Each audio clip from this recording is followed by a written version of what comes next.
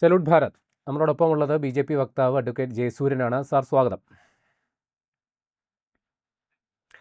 Sir, ഇപ്പോൾ പശ്ചിമേഷ്യയിലെ യുദ്ധത്തിൻ്റെ പശ്ചാത്തലത്തിൽ പ്രധാനമന്ത്രി നരേന്ദ്രമോദി 2 തവണയായിട്ട് രാജ്യത്തോട് നടത്തിയ അഭ്യർത്ഥനയിൽ സാധാരണക്കാർക്ക് ഏറ്റവും സ്ട്രൈക്കിംഗ് ആയിട്ടുള്ള സംഗതി ഈ സ്വർണം വാങ്ങുന്നത് ഒരു വർഷത്തേക്കൊക്കെ ഒന്ന് നിർത്തിവെക്കുന്നതിനെക്കുറിച്ച് ആലോചിക്കണം.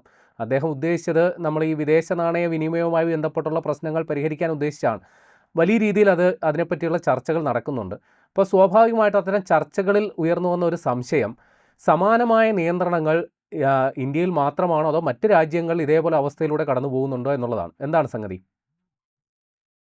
വളരെ പ്രധാനപ്പെട്ട ഒരു ചോദ്യമാണ് ഇപ്പോൾ ചോദിച്ചത്.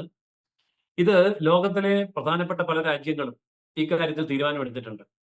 കാരണം അന്താരാഷ്ട്ര കറൻസി ആയിട്ട് 2ാം ലോക മഹായുദ്ധത്തിന് ശേഷം അമേരിക്ക അടിച്ചേൽപ്പിച്ചിരിക്കുന്നത് സ്വന്തം കറൻസിയായ അമേരിക്കൻ ഡോളറിനെയാണ്. ഈ അമേരിക്കൻ ഡോളർ എങ്ങനെയാണ് അന്താരാഷ്ട്ര കറൻസി ആയത് എന്ന് ആരും ഇപ്പൊ ചിന്തിക്കുന്നില്ല. 2ാം ലോക മഹായുദ്ധത്തിൽ അമേരിക്ക വിജയിച്ചപ്പോൾ അമേരിക്ക തോൽപ്പിച്ച മറ്റു രാജ്യങ്ങളുടെ മേൽ ആഗോളതലത്തിൽ അടിച്ചേൽപ്പിച്ച ഒരു കറൻസിയാണ് അമേരിക്കൻ കറൻസി. അന്താരാഷ്ട്ര രംഗത്ത് ആര് എന്ത് സാധനം വാങ്ങിയാലും വിറ്റാലും അതിൽ കറൻസി ആയിട്ട് ഉപയോഗിക്കേണ്ടത് അമേരിക്കയുടെ കറൻസി ആയിരിക്കണം. ഇതായിരുന്നു 2ാം ലോക മഹായുദ്ധത്തിൽ വിജയിച്ചപ്പോൾ ഉണ്ടാക്കിയ കരാർ. ഇത് കൂടാതെ പിന്നീട് പെട്രോ ഡോളർ കരാർ എന്ന് പറഞ്ഞ് വേറൊരു കരാറും കൂടെ വന്നു. ഒപ്പക് രാജ്യങ്ങൾ, അതായത് ക്രൂഡ് ഓയിൽ ഉൽപ്പാദിപ്പിക്കുന്ന രാജ്യങ്ങളുടെ സംഘടനയായ ഒപ്പക് രാജ്യങ്ങൾ ഈ ക്രൂഡ് ഓയിൽ എങ്ങോട്ടെങ്കിലും വിൽക്കണമെങ്കിൽ അത് അമേരിക്കൻ ഡോളറിൽ തന്നെ ആയിരിക്കണം എന്ന് 2ാമതൊരു കരാറും ഉണ്ടാക്കി. ഇത് രണ്ടും കൂടി വന്നതോടെ ആഗോള കറൻസി ആയിട്ട് ഡോളർ വന്നു. അപ്പൊ ഡോളർ കൈവശം ഇല്ലാത്ത രാജ്യങ്ങൾ ദരിദ്ര രാജ്യങ്ങളായി അറിയപ്പെട്ടു. ഡോളറിന്റെ ശേഖരം സ്വർണത്തിന്റെ ശേഖരത്തെക്കാൾ വിലയുള്ളതായി മാറി.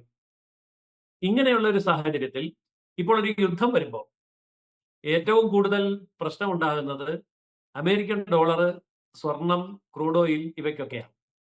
നമുക്കറിയാം, ഇറാനിലെ ഹോർമൂസ് കടലിടുക്ക് അടയ്ക്കപ്പോൾ ലോകത്തിന്റെ എല്ലാ രാജ്യത്തേക്കുമുള്ള എണ്ണ വ്യാപാരം തടസ്സപ്പെട്ടു. ഇന്ത്യക്ക് ഇറാനുമായിട്ട് നല്ല നയതന്ത്ര ബന്ധം സ്ഥാപിക്കാൻ കഴിഞ്ഞതുകൊണ്ട് ഇന്ത്യയുടേതായ കപ്പലുകൾ കടത്തിവിടുന്നുണ്ട്. എങ്കിൽ പോലും നമ്മളെ സംബന്ധിച്ചിടത്തോളം യുദ്ധകാല അടിസ്ഥാനത്തിൽ കൂടുതൽ വില കൊടുത്ത് വാങ്ങേണ്ടി വരും, ക്രൂഡ് ഓയിൽ വാങ്ങേണ്ടി വരും. ഇങ്ങനെയൊക്കെയുള്ള പ്രശ്നങ്ങൾ വരുമ്പോൾ ഈ മറ്റു കാര്യങ്ങൾക്ക് വേണ്ടി, അതായത് ക്രൂഡ് ഓയിൽ വാങ്ങാൻ മാത്രമല്ലല്ലോ നമ്മൾ അമേരിക്കൻ ഡോളർ ഉപയോഗിക്കുന്നത്. സ്വർണം വാങ്ങാൻ വേണ്ടി ഉപയോഗിക്കും, ഭക്ഷ്യെണ്ണ വാങ്ങാൻ വേണ്ടി ഉപയോഗിക്കും, അങ്ങനെ പല കാര്യങ്ങൾക്ക് വേണ്ടി ഉപയോഗിക്കും. എന്നാൽ ലോകത്തെ ഏറ്റവും കൂടുതൽ സ്വർണം ഇറക്കുമതി ചെയ്യുന്ന ഒരു രാജ്യമാണ് ഇന്ത്യ.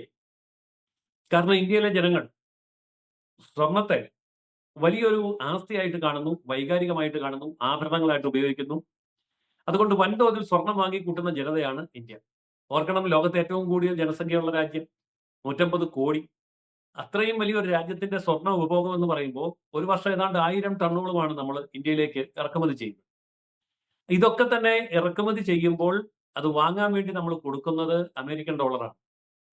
അപ്പൊ രാജ്യത്തിന്റെ കയ്യിലുള്ള ഡോളറിന്റെ റിസർവ് കുറയുകയും നമുക്ക് ഇന്ധനക്ഷാമം ഒക്കെ അനുഭവപ്പെടുകയും ഒക്കെ ചെയ്യേണ്ടി വന്നാൽ അന്താരാഷ്ട്ര രംഗത്തുണ്ടാകുന്ന വിലക്കയറ്റം, സാമ്പത്തിക തകർച്ച, ഇതിന്റെയൊക്കെ നടുവിൽ പിടിച്ചു നിൽക്കണമെങ്കിൽ ഡോളർ പരമാവധി കൈവശം വയ്ക്കണം, അത് നഷ്ടപ്പെട്ടു പോകരുത്. ഇത് ലോകരാജ്യങ്ങളിലെ മിക്ക രാജ്യങ്ങളിലും ഇത് നേരിടുന്ന പ്രശ്നമാണ്, ഇന്ത്യയിൽ മാത്രമല്ല.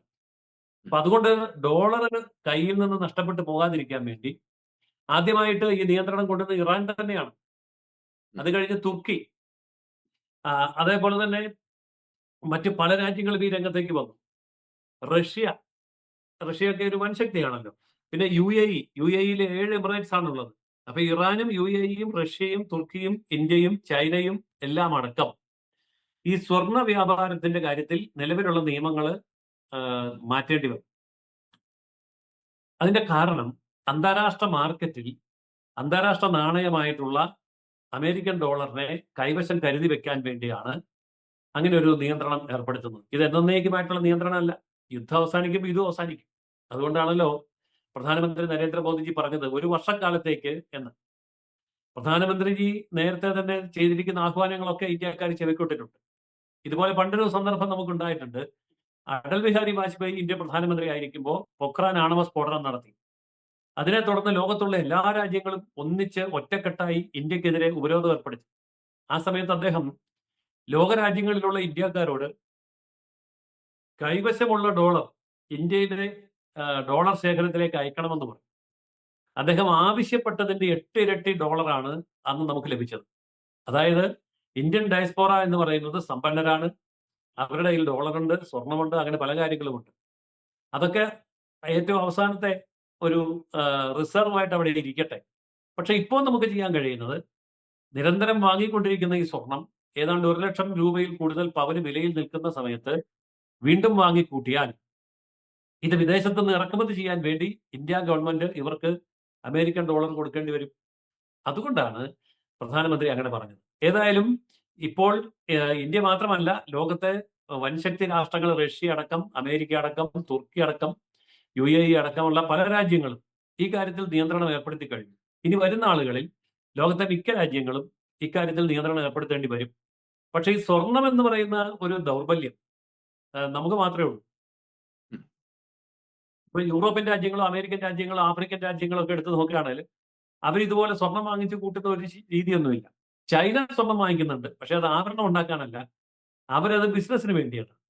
അപ്പൊ ചൈന സ്വർണം വാങ്ങിക്കുന്നത് പോലെ ബിസിനസ്സിന് വേണ്ടി അല്ലാതെ ആഭരണങ്ങൾക്ക് വേണ്ടി സ്വർണം വാങ്ങിക്കുന്ന ഇന്ത്യ, ബിസിനസ്സിന് വേണ്ടി സ്വർണം വാങ്ങിക്കുന്ന മറ്റു രാജ്യങ്ങൾ, സാമ്പത്തിക നിലയുടെ ഭദ്രതയ്ക്ക് വേണ്ടി സ്വർണത്തിന്റെ കാര്യത്തിലുള്ള നിയന്ത്രണങ്ങൾ ഏർപ്പെടുത്തുന്നുണ്ട്. അതുപോലെ തന്നെയാണ് ഇന്ത്യയിലും ഇപ്പൊ സ്വർണത്തിന്റെ കാര്യത്തിൽ ഈ നിയന്ത്രണം ഏർപ്പെടുത്തിയിരിക്കുന്നത്. ഇതെല്ലാ കാലത്തേക്കും വേണ്ടിയുള്ള നിയന്ത്രണമല്ല. യുദ്ധം അവസാനിക്കുമ്പോൾ ഈ നിയന്ത്രണം അവസാനിക്കും. അതുകൊണ്ട് ആവശ്യമില്ലാതെ വില കൂടിയിരിക്കുന്ന കാലത്ത് കണ്ടമാനം സ്വർണം വലിയ വില കൊടുത്ത് വാങ്ങേണ്ട കാര്യമില്ല.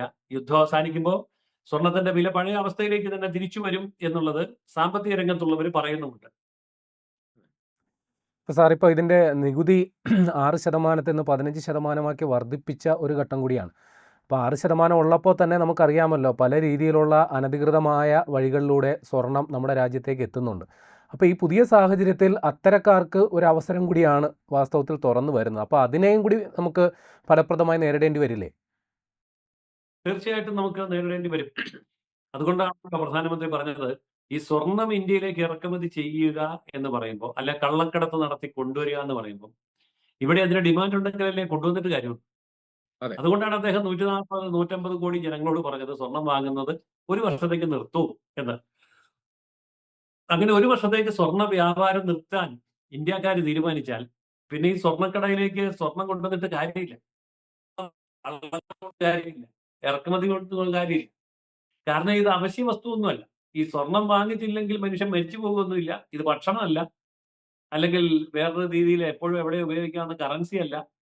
അതുകൊണ്ട് പ്രധാനമന്ത്രിയുടെ ആ ഒരു നിർദ്ദേശം ഇന്ത്യയിലുള്ള മഹാഭൂരിപക്ഷ ആൾക്കാർ അംഗീകരിക്കും എന്നുള്ളതാണ് നമ്മുടെ മുൻകാല അനുഭവങ്ങൾ.